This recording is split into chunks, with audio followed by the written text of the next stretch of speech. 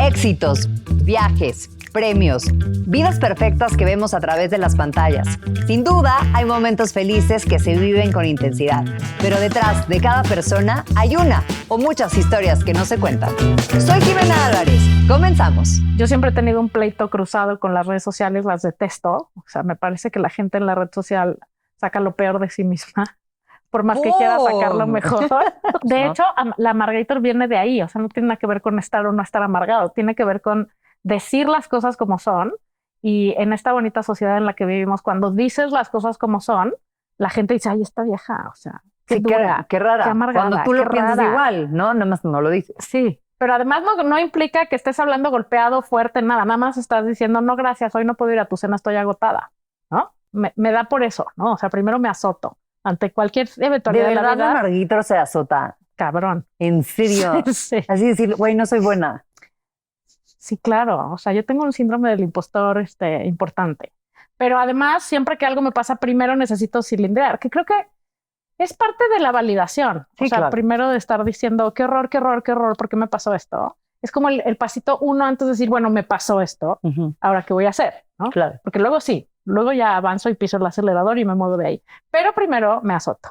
Pero el tema de las redes sociales es que es un peligro mortal porque te estás todo el tiempo comparando, pensando que tú lo estás haciendo mal. Yo vomitaba lo que tenía que vomitar en mi computadora y la primera sorprendida que alguien se espejeara soy yo. Y entonces cuando más gente empieza a decir, wow, a mí también, y lo comparten y dicen y te escriben, es como, o sea, yo no soy ni la única loca, ni la única neuras, ni la única sentimental de esto, ni la única que está en contra de tal cosa. O sea, esto ha sido como una cosa absolutamente personal que sorprendentemente ha hecho eco en otras partes. Otro aprendizaje mío es que las cosas pasan por algo cuando tienen que pasar. Y entonces, en vez de ponerte tieso, tienes que aprender a fluir. O sea, mi papá era muy listo en cómo poner límites y cómo, ¿sabes? Cómo orientar de una manera en donde hiciera clic contigo. Y creo que eso es una habilidad también. Mi papá era una persona que cuando necesitabas un consejo, cuando necesitabas una opinión, cuando necesitabas tomar una decisión, la analizaba, o sea, te escuchaba, analizaba y te daba su mejor perspectiva, pero jamás te decía, tienes que hacer esto. Jamás te la resolvía tampoco. O sea, si necesitabas ayuda, proveía ayuda, pero nunca como, no te preocupes, mija, siéntate, yo aquí te voy a organizar, a resolver todo. No, o sea, como que te ayudaba mucho como a pensar y a tomar como tú solito la mejor decisión que pudieras, ¿no? Cuando le dije que quería estudiar, quería ser detective, quería irme al FBI o a la CIA a ser detective. Soy buenísima, me deberían de contratar. O sea, de que espía secreta, sí, literal. Sí, 100%. Ok. Me dijo, eso no va a pasar. Y yo creo que ahí sí, fíjate, mi papá que formó dos mujeres, la verdad, bastante, o sea, cero suavecitas y cero girly, así de no voy a poder, qué horror, me voy a ensuciar. Esa sí creo que tuvo que ver con cómo te vas a meter a ese medio, ¿no? Y eso tiene que ver con la época también. Yo creo que ahorita me hubiera dicho que sí. Para mí, poderme reír de las cosas más sórdidas y terribles es uno de mis principales mecanismos de sobrevivencia. Reírte ante la adversidad y reírte de ti y reírte del mierdero en el que estás es una de las maneras de seguir adelante y de quitarle importancia a la cosa, aunque no deja de ser importante, pero le quitas como este peso de Sí, que está no de la te permite, fregada, pero que el peso es lo que no te permite seguir, ¿no? Claro. Y luego, pues no, o sea, yo creo que habemos gente que somos víctimas y hay vemos gente que no, yo no. O sea, yo no me puedo estar pobreteando, o sea, yo necesito tomar acción ante lo que sea que la vida traiga. Después de que me azotó, tengo que accionar. Porque accionar te quita la ansiedad, te distrae, te enfoca y te hace avanzar, ¿no? O sea, al final, yo me acuerdo que el día que le conté a Laura Manso que me iba a separar, me dijo, qué gran oportunidad te está dando la vida de reinventarte. Yo dije, güey, qué culera esta vieja. O sea, ¿por qué me dice esto? ¿No? Yo me quiero morir. Yo estaba en la parte del azote y en esa misma conversación en algún momento dije, es que ¿cómo le voy a hacer? O sea, ¿de qué me voy a agarrar? Y me dijo, de ti. Te agarras de ti. Y no entendí nada en ese momento y ahora entiendo perfecto el concepto de agarrarte de ti. Una de las cosas que pasa cuando estás muchísimo tiempo en pareja es que te diluyes tú, ¿no? Te aprendes a ver como pues un grupo, o sea, como una entidad. Las dos personas. Lo cual tiene una parte linda, pero tiene otra peligrosísima, que es que si esa entidad no funciona, tú ya no te acuerdas quién eres tú. Claro, te pierdes. ¿Y cómo me vuelvo a plantear? ¿Y cómo crees que a los 50 voy a volver a salir con alguien? O sea, y me voy a encuerar, ¿sabes? Literal. En todos los que no, es que esa es una ley universal. O sea, si tú no decides las cosas, la vida va a decidir por ti. Unas buenas y otras malas, ¿no? 100%. Claro. Y entonces lo que tienes que aprender a hacer es qué hago ante esta situación. Y sí, efectivamente, ¿quién soy yo sola? Yo ya no tenía ni idea. A ver, yo creo que hay unas cosas y unas cosas, ¿no? O sea, el infierno no te lo va a ahorrar nadie. Nadie. O sea, pasas por el infierno sin duda alguna. De acuerdo.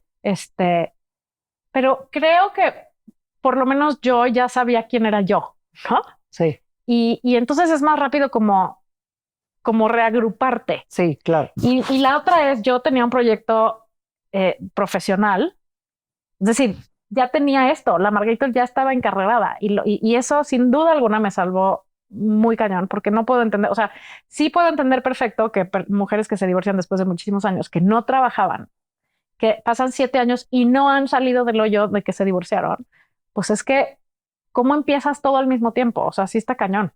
¿Cómo empiezas a volver a trabajar? ¿Cómo empiezas a volverte a reconstruir? ¿Cómo empiezas a sacar a tus hijos adelante? O sea, yo tenía como ya esto encaminado y lo único que hice fue, ahí sí dije, ahora sí, ¿cómo vamos a monetizar esto de a de veras? Claro, ¿no? claro. Y pisé el acelerador.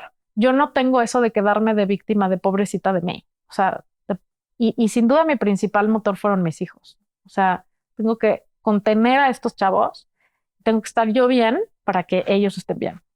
Y también tengo que tener permiso de a veces, o sea, mis hijos me vieron llorar y llorar y llorar y lloramos juntos y me apapachaban y yo los apapachaba a ellos. O sea, tienes que pasar por el momento horrible. O sea, nadie te lo puede ahorrar, porque resulta que cuando llevas muchos años en una pareja, acabas siendo una versión de ti que no necesariamente eres tú. O sea, que las circunstancias y los años y las cosas hacen que vayas agarrando un papel que tal vez no eras. Uh-huh. Tal vez sí soy controladora, pero no tanto. Entonces, a la hora de reconstruirme, puedo dejar el ladrillito de hipercontroladora y nada más ser tantito. O sea, yo soy desobediente desde que nací. Tengo 200 o no sé cuántas columnas escritas justo de eso. ¿Por qué tenemos que estar, y un libro, por qué tenemos que estar haciendo lo mismo que hacen los demás? ¿Por qué hacemos eso? Por sentirnos parte de algo. Pero pues parte de algo a costa de qué, ¿no? O sea, de tu salud mental, de tus relaciones, de tu economía, porque a lo mejor no te alcanza para ese tipo de vida, pero a cambio de pertenecer y que crean que sí, debes millones al banco porque todo es rentado, empeñado, prestado, claro, lo que sea. Claro. Es decir, ¿cuál es el costo? ¿Cuál es el costo de querer estar todos uniformados? Y además, qué flojera. Pero ¿no crees que en lugar de que ya nos quitemos esas etiquetas, a veces se vuelven más fuertes? O es más, hasta ahora con las redes sociales, que antes ni te enterabas. Siento que lejos de quitarnos esas etiquetas, de salirnos de la raya, ahora somos más borregos.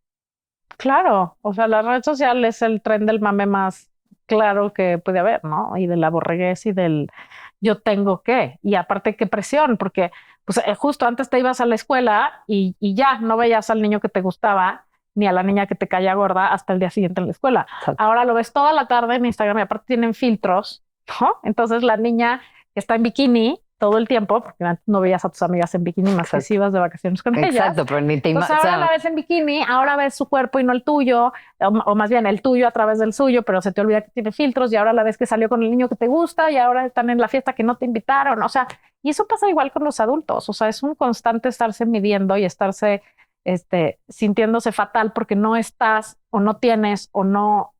¿Qué haces tú para no compararte? Para decir, ok, me enfoco en donde tengo que estar. Tengo un blog en donde me burlo de todas ellas. O sea, al final tus defectos, si los cambias del lado donde los ves, son tus principales fortalezas. O sea, ser opinionada y ser averiguada y ser voluntariosa, por decirlo en positivo, es decir, ser tenaz y tener la idea clara y tener ideas fijas y estar, o sea, no quitar el dedo del renglón. Pues al revés, ¿no? O sea, se han vuelto la parte principal de mi personalidad y que lo que hago ahora es lo que hago ahora, ¿no? Porque finalmente lo que hago es dar mi opinión, que nadie me pidió. lejos de qué mal que seas como eres, al revés. Eres quien eres por una razón, aprende a potencializarlo y a ponerle la etiqueta positiva de manera que te empuje para adelante en vez de que sea una cruz que tengas que cargar. O sea, siéntete orgulloso de quién eres. ¿Qué prefieres? ¿Arriba o abajo? Depende.